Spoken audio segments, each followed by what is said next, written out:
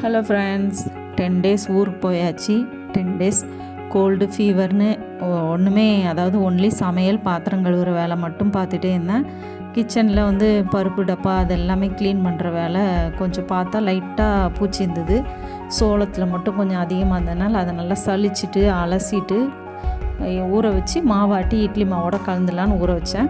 மீதி எல்லாமே நல்லா சுல்லுன்னு வெயில் அடிக்கின்ட்டு வச்சேன். ஆனால் கொஞ்ச நேரத்தில் வெயில் போயிடுச்சு. அதுக்குள்ளே நான் வாஷ் பேஷனும் கொஞ்சம் உப்பு கரை அதிகமாக இருந்தது. அப்படி இருந்தாலே நம்மளுக்கு அது ஒரு மாதிரியாகவே இருக்கும். அதனால் ஆசிடை ஊற்றி விட்டுட்டேன். இந்த டப்பாங்களும் கழுவுறதுக்கு ரெடி பண்ணிட்டேன்.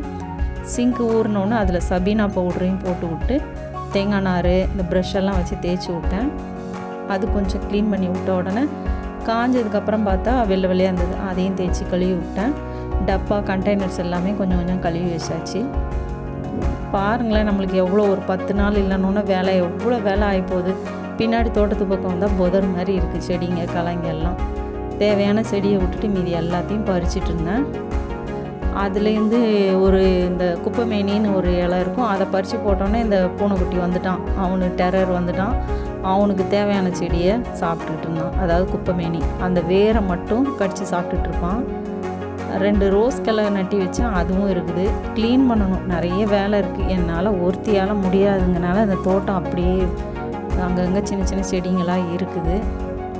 டெரர் பூனையும் பாருங்களேன், அந்த குப்பைமேனி வேரை மட்டும் சாப்பிட்றான். இந்த குரோட்டன்ஸும் நிறைய வந்துடுச்சு, அதையும் கட் பண்ணி விடணும். ரோஸ் கிளையும் நல்லா வந்துட்டுருக்கு. துளசி செடி ஒன்று இருக்குது. கொஞ்சம் எல்லாமே க்ளீன் பண்ணிவிட்டு அப்படியே ஆர்டர் பண்ணி வச்சா கொஞ்சம் நீட்டாக இருக்கும். என்னால் ஒருத்தியால் முடியாதனால சின்னதாக ஒரு களைங்களை மட்டும் பறித்து விட்டுடலாமே அப்படின்ட்டு அதை மட்டும் பறித்து விட்டேன்.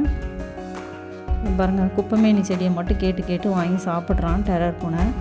ஓரளவு என்னால் முடிஞ்சதை கொஞ்சம் க்ளீன் பண்ணி விட்டுட்டேன். நம்மளுக்கு எங்கே கிச்சனில் ஆரம்பித்து A to Z வேலை நம்மளுக்கு எப்பயும் இருந்துக்கிட்டே தான் இருக்குது. நான் இலையை பறித்து போட குப்பைமேனி இலையை அது வாட்டில் டெரர் பூனை சாப்பிட்டுக்கிட்டே இருந்தான். நான் ஒரு வழியாக அந்த தோட்டத்தில் கொஞ்சம் களைங்கள்லாம் எடுத்துகிட்டு க்ளீன் பண்ணிட்டேன்.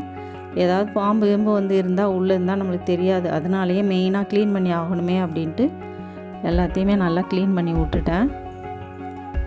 தேங்க்ஸ் ஃபார் வாட்சிங்.